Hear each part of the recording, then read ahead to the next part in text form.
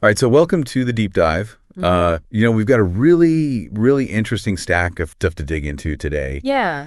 And maybe some stuff that makes us a little uncomfortable to talk about. For sure. This whole concept of ugliness, right? Yeah. Like, where do we even begin with that? And you've brought us like some serious psychology articles to, the really raw stuff on Reddit threads, Yeah. a documentary transcript, some news pieces, even song lyrics. Absolutely. Yeah. It's a real mixed bag. It really is a huge mix. Yeah. And I think what's so fascinating, just glancing through sources you've gathered, is how broad this topic really is. Yeah. We're not just talking about opinions here. Right. We're talking about how perceptions of ugliness can actually have an impact on individuals, and even like how society functions. Yeah. It really gets into like feelings and experiences and even like systemic biases. It's a lot. It is a lot. So that's what we're going to do in this deep dive. We're going to try to unpack all of this. We're going to ask, is ugliness, even a thing? Like objectively. Right. Or is it totally subjective? Beauty is in the eye of the beholder, all that. Right. We're going to look at how it affects people who were labeled ugly. Yeah.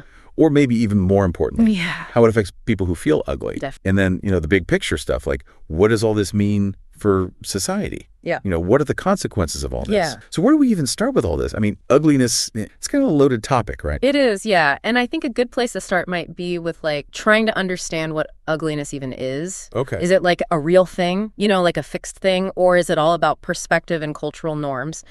Your sources actually have different takes on it. Okay. So like Psych Central, for example, talks about some research that suggests that faces that are considered average, often because they're symmetrical, are actually seen as more attractive. Oh, interesting. So this kind of hints at the idea that there might be these like universal beauty standards. Yeah. Maybe even like an objective ideal when it comes to facial structure. That is fascinating, that like average is attractive. Yeah. And it makes you wonder, like, is it like a biological thing? Is there something in our brains that like, makes us like certain proportions more than others? It could be. But then we have like the SPSP, the Society for Personality and Social Psychology, and they have a different perspective. You're like, okay, yeah, beauty is in the eye of the beholder. We all know that saying, right? Right. But they say if we like only focus on that idea, we might actually be downplaying or even ignoring the negative experiences that people who are considered unattractive actually face. Right. It's like saying that everyone's experience is the same. Right. And we know that's not true. Right. Fair. And it's a good point because while inclusivity is important, denying that there's like a bias based on how you look, it doesn't really help the people who are like actually dealing with that. Right. It kind of invalidates their experience. Exactly. It makes me think of that quote by George Orwell. Oh, yeah. It's from one of the Aeon essays. Yeah. He says, at 50, everyone has the face he deserves. And like when you think about it, it's kind of deep, right?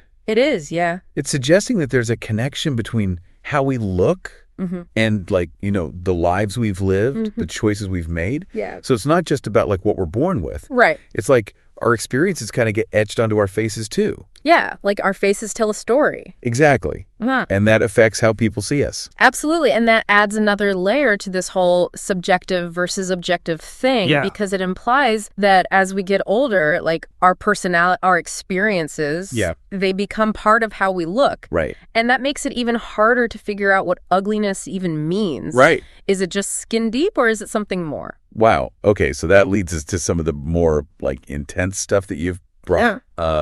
The very personal experiences of feeling ugly and being seen as ugly. Right. The Reddit threads from Rugly are just, wow. Yeah, those are powerful. Really heavy stuff. Yeah. You see people expressing this like really deep self-hatred and this like jealousy towards people they think are better looking. Yeah. And just over and over again, these stories of being treated badly by other people. Yeah. It's tough to read. It is. And there's this one quote that really stuck with me. Oh, yeah. One user says, I only hate myself because the world hates me for things I can't control. Yeah, that one's really hard-hitting. It is. Yeah. It's like, being judged and devalued for something so fundamental, something that they feel like they have absolutely no power to change. And it seems like a common thread in those threads is this idea that attractive people get away with stuff. Right. But if you're kind but considered ugly, Yeah. you're just met with hate. Yeah. And it's like, not even just like, a few awkward moments here and there. No, it's bigger than that. It like really affects how these people live their lives. Exactly, like how they move through the world and how the world responds to them.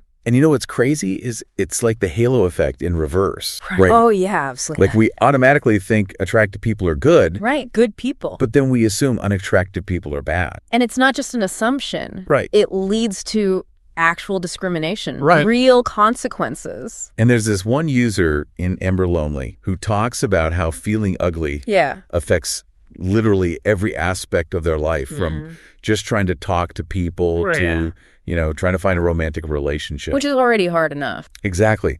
And what's really sad is they say they feel like therapy won't even help because the problem's how they look, and that's like a real thing. Yeah, I mean, that feeling that it's real, not just in their head. Yeah. That's so important because it shows that this is real discrimination. Yeah. I mean, therapy can help with the feelings, but it doesn't change the way the world sees them. Exactly. And then you contrast that with those stories from Rask Reddit. Okay. Where people talk about going from being considered attractive to unattractive. Oh, yeah. And it's like night and day. They talk about losing friends, people being suspicious of them. Yeah. Even one person said they were ignored when they were injured. Oh, wow. After they gained weight. But when they were thinner, people rushed to help. That's awful. I know. It's like those stories really show you how much power appearance has. They really do. It's like their experience in the world completely changed. Yeah, just because of how they looked. And that story about being ignored when injured, I know. That's just heartbreaking. Yeah, it shows you how even like basic human empathy can be affected by how attractive we think someone is. Sadly, yeah. But okay, so it's not all one-sided, right? You got some stuff about prejudice against attractive people too. I did. Yeah, some people actually dislike attractive people. Maybe because they think attractive people haven't had to develop other good qualities. Right. Or that they have an unfair advantage. They're suspicious of them. Exactly. And there's this one Reddit user who was using Bumble BFF to find friends. Oh, yeah. And they said they had more luck when they used less attractor. Wow. So people were actually put off by the attractive pictures. It seems like. It's like they thought they were going to be stuck up or something. Yeah, maybe. And then there's that comment about how average-looking people might actually hang out with, quote, ugly lowlives. Okay. And hate attractive people out of jealousy. Oh, wow. It's like this whole other side of things. And it's a reminder that these dynamics can be really messy. Yeah. And it's not just about where someone sees themselves on the attractiveness scale. Right. It's about insecurity and comparison on all sides. Yeah, totally. Okay. So let's move on to the connection between ugliness and like hate and other negative emotions. Okay. We've got some pretty intense examples here. We do. There's that Reddit user in RMPD who says they despise ugly people. Yeah, that one's a bit much. It is. And it kind of makes you wonder if it's like projection or something. It could be. In psychology, projection is when you take your own like unacceptable thoughts or feelings and put them onto someone else. So like if this person secretly hates themselves. Yeah. Maybe they're projecting that hatred onto people they see as ugly. It's possible. And it shows how deep-rooted these feelings can be. Totally. And then there's that user in self-improvement who says, anger's making me ugly. Yeah. Like directly connecting their feelings to how they see themselves. And then we have that Amazon t-shirt that says, hate makes you ugly. Oh, yeah. I mean, that's pretty straightforward. It is. And it suggests that a lot of people believe there's a link between feeling negative and how you look. Yeah. And then there's those song lyrics. Right. Nigga, I fucking hate people, from an artist called Ugly. Wow. It's raw. Right? Yeah. But in this context, it kind of makes sense. Like feeling ugly is connected to this really intense anger and hatred. Like they've been hurt by the world. Yeah, exactly. Okay, so let's get into the societal stuff. Okay. Prejudice and discrimination based on appearance. Right. The Adam Pearson documentary transcript is really interesting here. Yeah. It talks about disablism, which is like prejudice against disabled people. Right. Often because of how they look. Right. And what's surprising is that a lot of people don't even know about disableism. Yeah. Like they don't think of it as discrimination in the same way as racism or homophobia. It's like it's not on their radar. Exactly. And there's this experiment in the documentary where they show people pictures of faces, and there's a lot of bias against faces with disfigurement. Wow. But the cool thing is, when people spend time with someone who has a disfigurement, the bias goes way down. That's good to hear. It is, right. Yeah. It shows that like getting to know someone can actually change those initial reactions. Yeah. It's like human connection can break down those barriers. Yeah.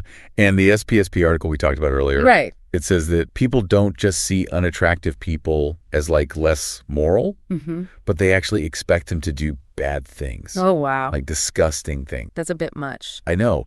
It's like this automatic association between how someone looks and whether we think they're a good or bad person. And it's not just about thinking they're a bad person. Right. It's about expecting them to do bad things. Exactly. And the Eon essays bring up a really important point. Okay. Which is that a lot of the oppression that people who are considered ugly face, it happens in these like little everyday interactions, not through laws or anything like that. It's more subtle. It's like people not really listening to them or dismissing their opinions. Right. Or just not treating them with respect. Exactly. And that makes it so hard to fight against. Because it's everywhere. Yeah, it's like woven into the fabric of how we interact with each other. Sure. And it's happening on a subconscious level. Right. So it's hard to even recognize it's happening. Right.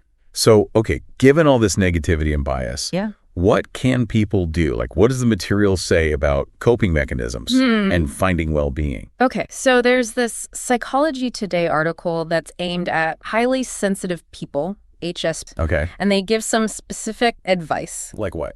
Like managing conflict gently. Okay. Eating healthy meals regularly, limiting caffeine and alcohol, finding creative outlets, having a sense of purpose, and surrounding yourself with supportive people.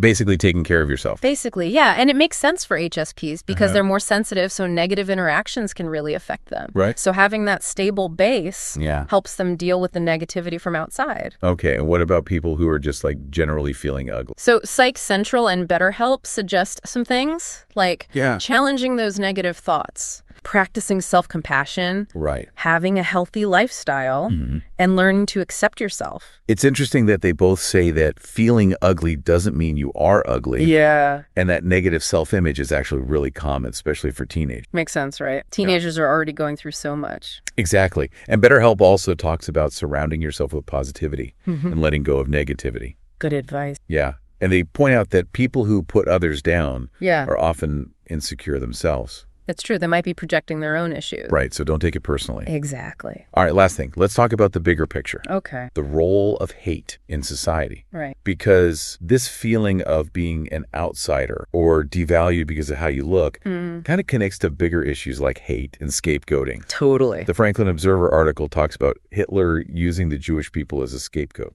Right. A really extreme example. Horrible, but it shows how dangerous it can be.